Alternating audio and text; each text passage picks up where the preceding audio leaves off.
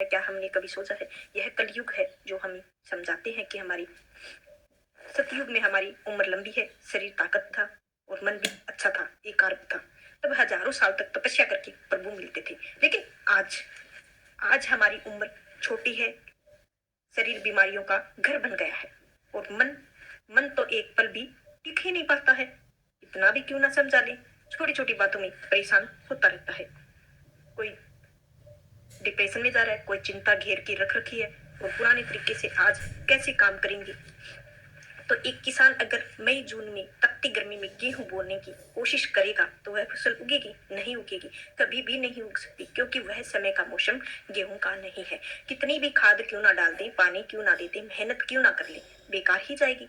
ठीक वैसे ही हम कलयुग में जीव सतयुग में के तरीके से अपना रहे हैं। हम जंगलों में शांति ढूंढ रहे हैं, तीर्थों पर जा रहे हैं, शरीर राख मल रहे हैं और बाहर की दुनिया में हम मालिक को खोज रहे हैं। गुरु अमरदास जी महाराज आज की इस वाणी में हमें समझाते हैं कि मौसम के बीज बो रहे हैं जिस मौसम के, वह साधन सतयुग के काम देते हैं, कलयुग में काम नहीं देते हैं। क्या बाहर भटकने से मन मैला धुला हो जाएगा? क्या चिंताओं की आग बुझी नहीं है? या आज भी गुरु एक बहुत बड़ा राज खोलते हैं कि इत्थे आगे हर मन सच्चाई, वो मालिका बाहर जंगलों में नहीं, आपके अपने ही शरीर में अंदर 10वें द्वार पर बैठा है। चीज घर में है, बाहर ढूंढ रहे हैं, कभी मिलेगी। सत्संग में तो साफ बताया गया है कि कलयुग में यमदूतों की मार और 84 के चक्कर में बचने के लिए सिर्फ एक ही साधन है, वो है सच्चा शब्द और नाम की कमाई। तो आज हम इसी पर पूरे भाव से सत्संग को पूरा करेंगे। आप पूरा जरूर सुने तो आपका दिल से शुक्रिया होगा। राधा स्वामी जी, जो जग में हम कर्म में कर रहे हैं वो तो हमने भोगने ही है। हरि हरि के नाम हो या फिर हमें किसी की बुराई हो। घर में उपदेश के बारे में बड़ी अच्छी बातें खोलकर समझा रहे हैं कि फरमाते हैं कि 4 युग एक दूसरे के बाद चक्कर लगाते लगाते सतयुग, त्रेता युग, द्वापर युग सॉरी कलयुग, हर एक युग अपने अपने अलग अलग तरीके से हालात हैं। जो साधन हमें सतयुग में काम देते थे वो साधन हमें कलयुग में भी काम नहीं दे सकते हैं। सतयुग में हमारी उम्र बहुत लंबी थी, हमारा ख्याल भी दुनिया में कोई खास फैला हुआ नहीं था, हमारी सेहत बड़ी अच्छी थी। जैसे युग बदलते गए उम्र छोटी होती गई, ख्याल की दुनिया फैलती गई और सेहत भी कमजोर होती गई। कलयुग में आंखों में हमने देख रहे हैं कि विरला खुशकिस्मत भाग्यवान जीव है जो 85-70 की उम्र में भोग रहा है। सेहत के बारे में तो आपको पता ही है कि घंटा 1.5 घंटा सत्संग में चौकड़ी मारकर अगर हमें बैठना हो तो मुश्किल हो जाता है। ख्याल के बारे में हम सोचते हैं कि छोटी सी समस्या के बारे में 2 मिनट सोचना हो तो सारी दुनिया हम समस्याएं आंखों के आगे आकर खड़ी हो जाती है। इसीलिए गुरु साहब समझाते हैं कि जो साधन हमें सतयुग में काम देते थे वे साधन कलयुग में काम नहीं देते हैं, बिल्कुल भी नहीं देते हैं। इस युग में कौन सी युक्ति है, जो साधन है, जो कलयुग में आकर हमें क्या करना चाहिए? जन्म मरण से, दुखों से छुटकारा मिल जाए और हासिल के लिए हमें मालिक की भक्ति करने के लिए, मालिक के मिलाप के लिए क्या करना चाहिए, यह हमें मालिक भक्तों की, मालिक के प्यारों से पता लग सकता है। कि वो समझाते हैं कि इत्थे आगे हरि नाम सखाई, कि अगर तुम देह में बैठकर भी 4 दिन सुख और शांति के काटने चाहते हो, तो आपस में जाकर मालिक से मिलना चाहते हो, तो एक ही तरीका है कि तुम शब्द की कमाई करो और नाम की कमाई करो। इसके सिवाय और कोई भी आपके पास रास्ता नहीं है, कोई भी तरीका नहीं है, कोई भी साधन नहीं है। एक और जगह है जी, गुरु अर्जुन देव जी समझाते हैं, अनेकों कर्म किए बहु तेरे, जो कीजे सो बंधन बेरे, कुर्ता बीज बीजे नाहे जमे सब लाहा, गवाए कलयुग के कीर्तन के प्रधान के जपिए त्याग। गुरु साहेब फरमाते हैं कि जो भी हम मन में बुद्धि के द्वारा देह बंधनों से छुटकारा प्राप्त करने की कोशिश करते हैं, जब तक पूजा पाठ, तीर्थ यात्रा आदि कुछ करते हैं, हमें देह के बंधनों से छूटने की बजाय वो ज्यादा मजबूत से जकड़ लेते हैं। क्यों जकड़ लेते हैं? क्योंकि गुरु साहेब कहते हैं कि कुर्ता बीज बीजे ना ही जन्मे, अगर तुम जमीन में बेमौसम के बीज बोओगे तो वो फसल कभी भी तुम्हारे घर नहीं आ सकती है।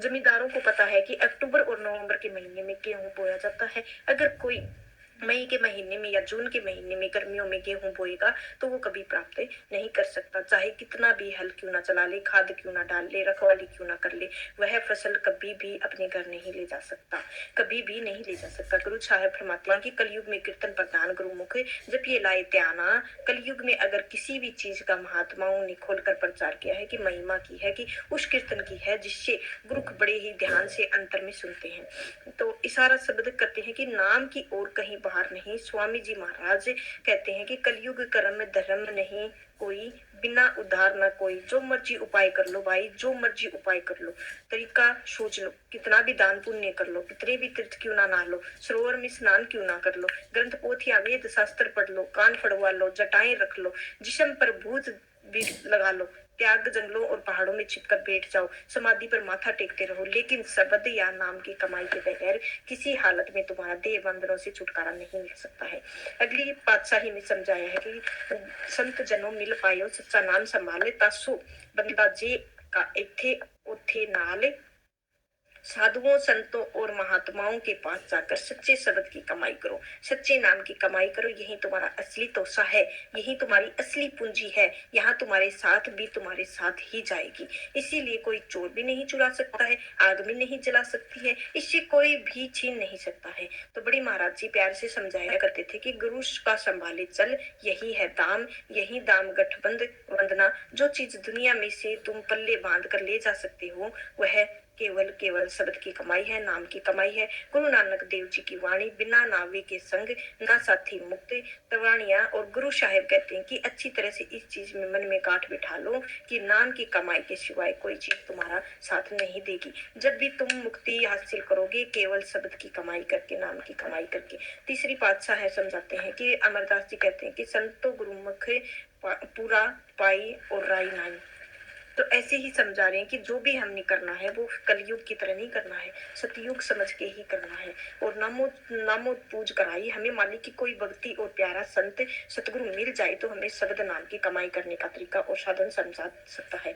फिर हम मालिक की भक्ति और पूजा कर सकते हैं। यह भी समझाते हैं कि बिना हुए होर पूजे ना हो परम भूली लोकाई। इस चीज को भी अच्छी तरह मन में बैठा लो कि उस नाम की कमाई के सिवाय मालिक की ओर कोई भक्ति नहीं है, मालिक की ओर पूजा नहीं है। दुनिया के जीव भरमों में फंसकर कोई किसी तरह दौड़ता है, कोई किसी तरफ दौड़ता है। गुरु नानक साहब जी की वाणी है, नाम विसार चले अनमार्ग अंत काल पुछताई। तुम नाम की कमाई करने का तरीका छोड़कर जिस रास्ते पर चलने की कोशिश करोगे आखिर मौत के वक्त पछताना पड़ेगा। पछताना क्यों पड़ेगा? बिन नावे दरे टोई नाही जन्म खवारी। नाम की कमाई के बिना कोई भी मालिक घर नहीं पहुंचा सकता है, यमदूतों के हाथों में खराब होना तय है। गुरु नानक जी देव जी कहते हैं कि हरि नाम में तुलना पुजेई सब डीठे ठोक बजाई। कहते हैं कि सुने सुनाई पढ़ी पढ़ाई बातें नहीं करता है, ठोक बजा कर निजी अनुभव से समझाते हैं। कोई भी चीज, कोई भी नाम भक्ति का मुकाबला नहीं कर सकती है। आप कहते हैं कि सच और सबको ऊपर सच आचार, और जो भी जब तक पूजा पाठ दान पुण्य हट कर्म का फल वगैरह नाम की कमाई के नीचे नीचे रह जाता है। तो ऊंचा पर्वत फल है और शब्द की कमाई का है। इसके अलावा इसमें देह में छुटकारा नहीं हो सकता है। और गुरु नानक देव जी समझाते हैं कि ना विसारे छुटे शब्द कमाई बाई। उस नाम को तू कभी सपने में भी नहीं बोलने की कोशिश मत करना, क्योंकि जब तू देह के बंधनों से छूटेगा केवल शब्द की कमाई ही, केवल नाम की कमाई ही। यही उपदेश स्वामी जी महाराज ने दिया है कि गुरु कहे खोल कर भाई, लग गए अनाहद जाई, बिने शब्द उपाओ ना दूजा, काया का छुट्टे ना काजा।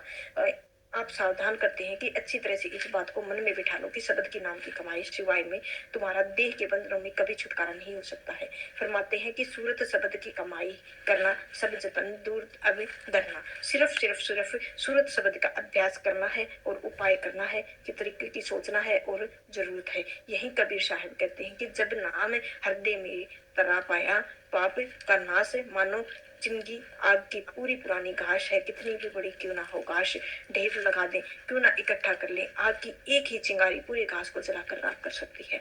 इसी ही तरह हमारे साकत पुरुषों के कितने भी बुरे पाप कर्म क्यों ना हो, शब्द के नाम की कमाई से वह कर्मों का सिलसिला खत्म हो जाता है। इसी कारण यहाँ गुरु साहिब कहते हैं कि कलयुग में आकर किसी महात्मा होका दिया है कि वह शब्द होका दिया है। तो आप कहते हैं कि कल्लू आप आयो ए रे एक नाम वो अनहद नाही। कलयुग में आकर तो महात्मा ने भी बड़ा खोलकर शब्द और नाम प्रसार किया है, लेकिन जिस शब्द का नाम गुरु की महिमा करता है वह हमारी लफ्ज नहीं, हमारी ताकत है, जिसने दुनिया का रचना की है और इसी के आधार पर खंड ब्रह्मांड सब कुछ चल रहे हैं। नाम में ही तो सब कुछ है। बिना सतगुरु के नाम ना जपे और सत्संग फरमाते हैं कि इसी वाणी में, इसी नाम में सारी दुनिया रचना की है। और आप सोचे कि जिस चीज ने दुनिया की रचना की है वह लिखने में किस तरह आएगी और पढ़ने में किस तरह आएगी, किस तरह हम सोचते हैं और इतिहास में लिखा जाएगा। बुनियादी समय पर तय कर सकता है कि कितने लफ्जों में अपने अपने प्यार के आकर मालिक के नाम रखे हुए हैं। अल्लाह, वाहिगुरु, राधा स्वामी, परमेश्वर वगैरह लिखने में आ जाते हैं, भाई बोलने में आ जाते हैं। इनका इतिहास भी लिख सकते हैं। सियादत जब की जा सकती है जब निश्चय किया जा सके, लेकिन उस नाम की दुनिया में रचना की है वह लिखने और पढ़ने से किस तरह आ सकता है, उसका तो नियाद ही कैसे तय की जा सकती है। हमारे शरीर के अंदर, हमारी देह में, वजूद में अंदर गुरु अमरदास जी कहते हैं कि गुरु पालन को हार जाए और नाम लहे बहुत बेकार दुख पाए। जो लोग शरीर देह के बाहर के उस नाम रूपी वस्तु को ढूंढते हैं वो बेगारियों की तरह अपनी अपनी कीमत की तरफ बर्बाद कर रहे हैं। बेगारी कौन होते हैं? जो सारा दिन मेहनत करते हैं और खून पसीने में एक कर देते हैं। गरीबों के बसाने के बदले कुछ भी नहीं पड़ता है। अगर कोई चीज है तो वह घर के अंदर है और घर के अंदर खोज और वस्तु को हासिल कर सकेगा। सड़कों और बाजारों में ढूंढने की कोई जरूरत नहीं है, कैसे भी खोज के हासिल करो, घर के अंदर है। इसीलिए महात्मा कहते हैं कि शब्द नाम की कमाई कहीं बाहर नहीं, हमारे शरीर के अंदर है। उसी की पालना करें, उसी में रहें। तो आज का सत्संग इधर ही समाप्त होता। राधा स्वामी जी, राधा।